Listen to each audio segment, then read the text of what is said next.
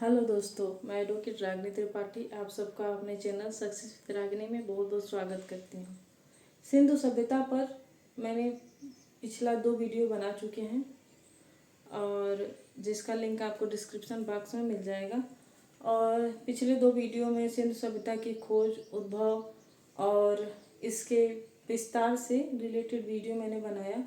और आज के वीडियो में सिंधु सभ्यता का भारत में स्थित जो महत्वपूर्ण स्थल है उसके बारे में बात करेंगे और कुछ स्थल आज के वीडियो में और कुछ बाकी रह जाएगा वो अगले वीडियो में कवर करेंगे और एक एक स्थल के बारे में बहुत डीप स्टडी करेंगे। तो फिर चलते हैं, देखते हैं। सिंधु सभ्यता का पहला ही स्थल खोजा गया था हड़प्पा और इसी के नाम पे सिंधु सभ्यता को हड़प्पा सभ्यता भी कहते हैं। तो हड़प्पा जो था वो पाकिस्तान में पड़ता है और पाकिस्तान के मोंटगोमरी जिले में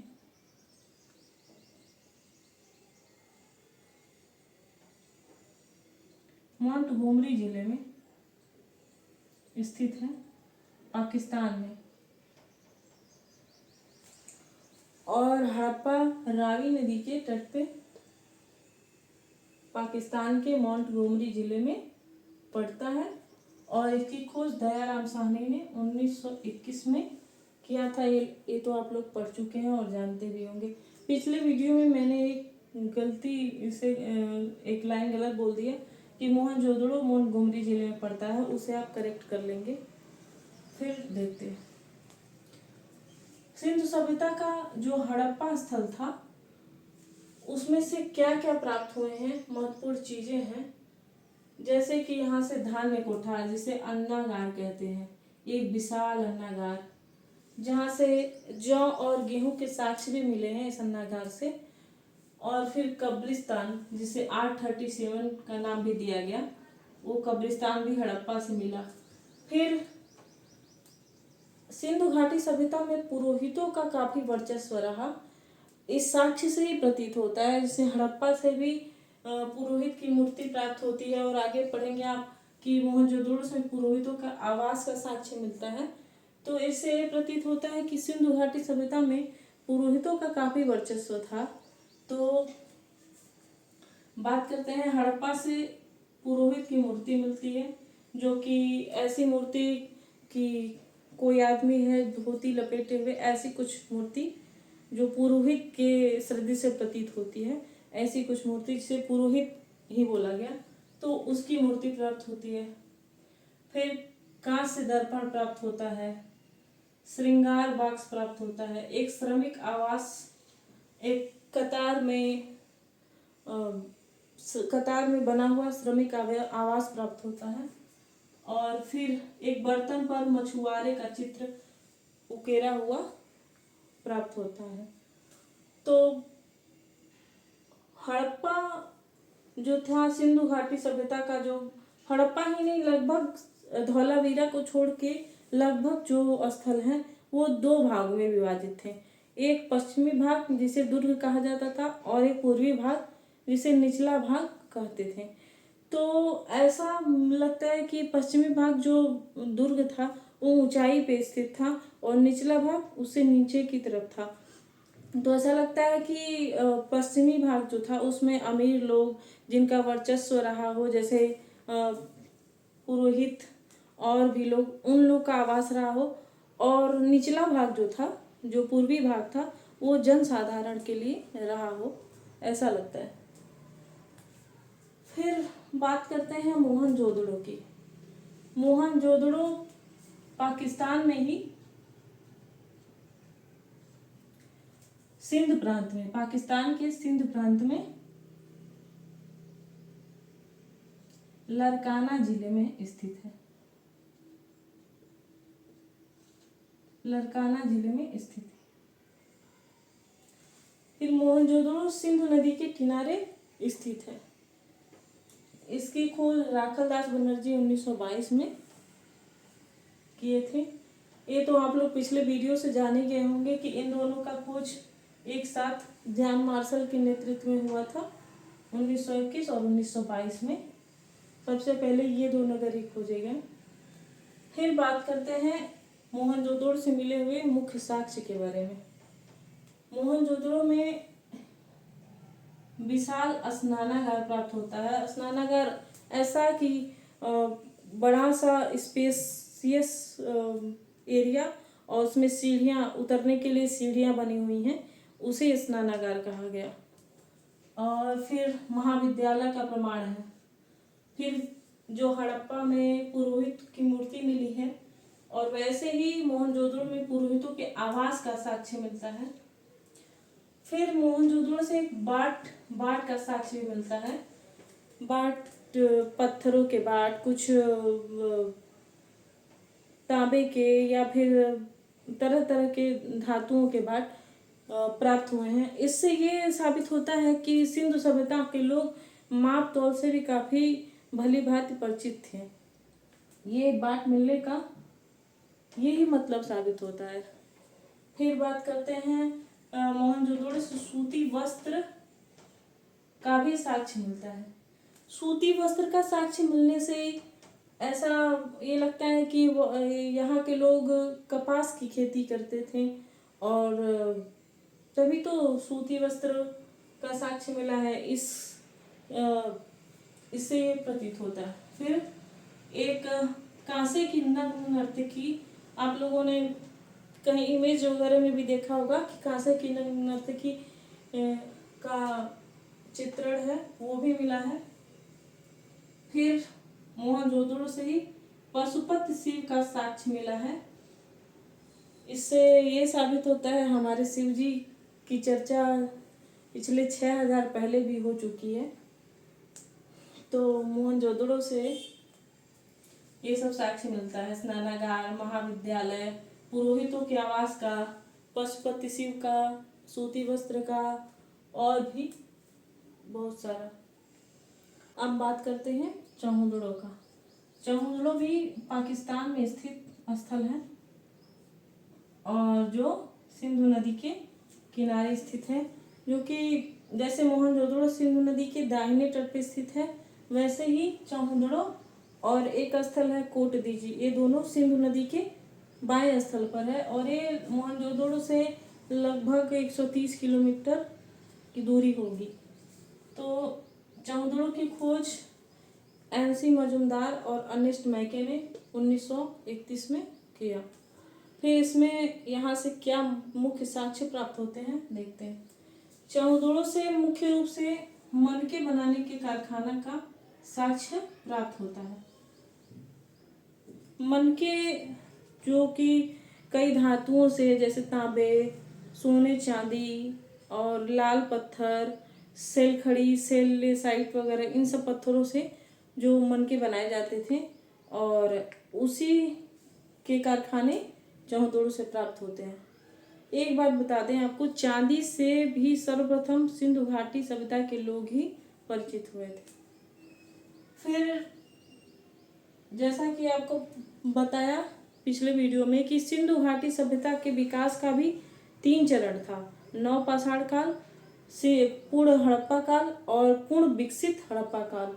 तो इन तीनों विकास के चरणों में विभिन्न स्थलों में अनेक विकसित विकास कार्य हुए, उन्हें भी देखते हैं। तो जैसे चौहुदड़ो में झोकर झाकर संस्कृति जो पूर्ण विकसित सिंधु सभ्यता के काल में थी, वो चौहुदड़ो में विकसित हुई थी। फिर चौहुदड़ो से सौंदर्य प्रसाधन की कुछ चीजें, जैसे लिपस्टिक और कुछ ऐसे कुछ चीजें प्राप्त हुई। और एक चीजें थी कि बिल्ली का पीछा करते हुए कुत्ते के पैर का चिन्ह का साक्ष्य यहाँ से प्राप्त हुआ। फिर बात करते हैं आगे सिंधु घाटी सभ्यता के एक मुख्य नगर लोथल की। इसे सिंधु घाटी सभ्यता का पत्तन नगर भी कहा जाता है। डॉकयार्ड या बंदरगाह आप लोग अच्छे समझते होंगे, जहाँ से आयात निर्यात होती है, जहाँ से जहाजें आती जाती हैं। फिर ये लोथल गुजरात में अहमदाबाद जिले में, गुजरात के अहमदाबाद जिले में पड़ता है। और भोगवा नदी के तट पर इसकी खोज रंगनाथ राव ने 1957 ईस्वी में किया। लोथल सिंधु घाटी सभ्यता का एक ऐसा महत्वपूर्ण नगर था। इसका नगर नियोजन एक इतना विस्तृत और इतना सुदृढ़ नगर नियोजन का एक प्रकार था, जिसकी वजह से लोथल को एक कह सकते हैं कि लघु मोहनजोदड़ो या लघु हड़प्पा की भी संज्ञा दी जाती है। लोथल का नगर नियोजन इतना ही बढ़िया था। फिर लोथल से क्या क्या प्राप्त होता है ये देखते हैं। लोथल से अग्नि वेदिका, जिसे मतलब अग्निकुंड कहते हैं, चावल, फारस की मुद्रा प्राप्त होती है, हाथी दांत, कुछ ऐसी चीजें हैं जैसे फारस की मुद्रा हुई, चावल, ये सब यहाँ लोथल से प्राप्त होने का साक्ष्य का मतलब ये होता है कि सिंधु घाटी सभ्यता का ईरान से, जो कि फारस की मुद्रा प्राप्त होती है, ईरान से आयात निर्यात का संबंध भी रहा होगा। और बात है यहाँ चावल की साक्ष्य का प्राप्त होने का। सिंधु घाटी सभ्यता के कुछ ही स्थलों पर, जैसे लोथल से चावल का साक्ष्य प्राप्त होता है, और फिर रंगपुर से धान की भूसी या फिर चावल ही कहेंगे, एक दो जगह से ही चावल का साक्ष्य प्राप्त होता है, क्योंकि सिंधु घाटी सभ्यता के लोग चावल से परिचित नहीं थे। तो यहाँ से चावल का साक्ष्य, फारस की मुद्रा का साक्ष्य, और फिर घोड़े की मूर्ति, एक तरह घोड़े का मूर्ति का मतलब कंकाल, घोड़े का कंकाल प्राप्त होने से ये प्रतीत होता है कि इनका आयात निर्यात ईरान से होता रहा है और ये लोग इसे काफी, तो इन सब जो साक्ष्य हैं इनसे यही प्रतीत होता है कि इन लोगों को आयात निर्यात का काफी ज्ञान था। और फिर कुछ चीजें हैं जैसे अनाज पीसने की चक्की का साक्ष्य भी मिला है। और जैसे कुछ स्थानों पर सिंधु घाटी सभ्यता में जोड़े में समाधि का साक्ष्य मिला है। उसी तरह यहाँ लोथल में 3 युग में 3 जोड़े की समाधि एक साथ प्राप्त होती है, उसका भी साक्ष्य मिला है। और फिर किसी बर्तन पर, किसी पात्र पर एक चालाक लोमड़ी की कथा का भी वर्णन अंकित हुआ उसका साक्ष्य भी प्राप्त हुआ है। फिर एक बहुत ही महत्वपूर्ण साक्ष्य है लोथल से मम्मी का साक्ष्य। मम्मी के बारे में आप लोग जानते होंगे, जो ईरान या मिस्र में शवों को लपेट के एक विशेष प्रकार के रसायन में लपेट के रखा जाता था, उसे मम्मी कहा जाता था। उसका भी एक साक्ष्य लोथल से प्राप्त होता है। इन सब जो चीजें हैं इनसे साफ जाहिर होता है कि लोथल सिंधु घाटी सभ्यता का एक बंदरगाह नगर था।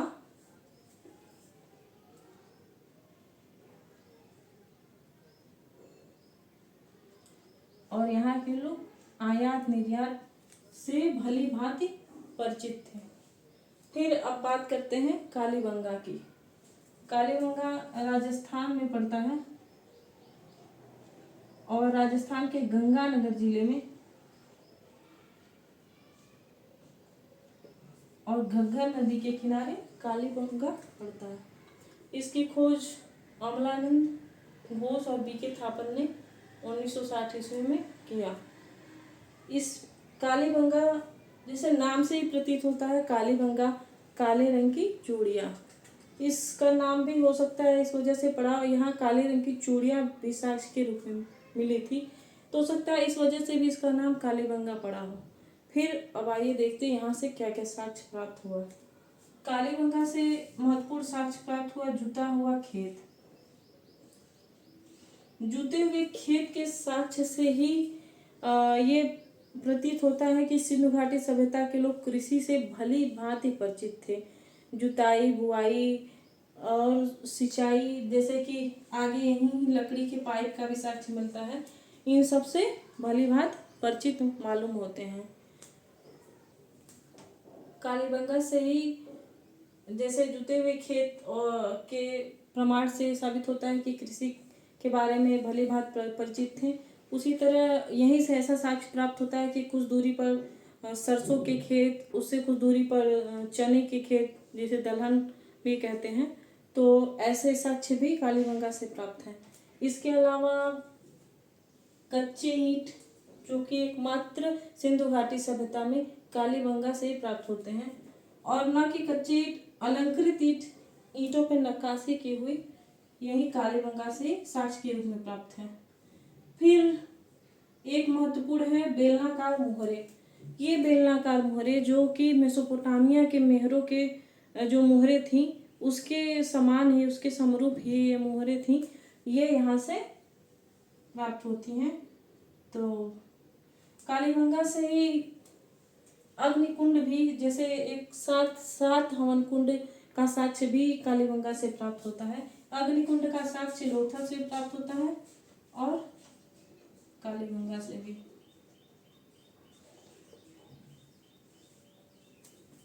अब बात करते हैं अगले स्थल धौलावीरा। धौलावीरा भी गुजरात में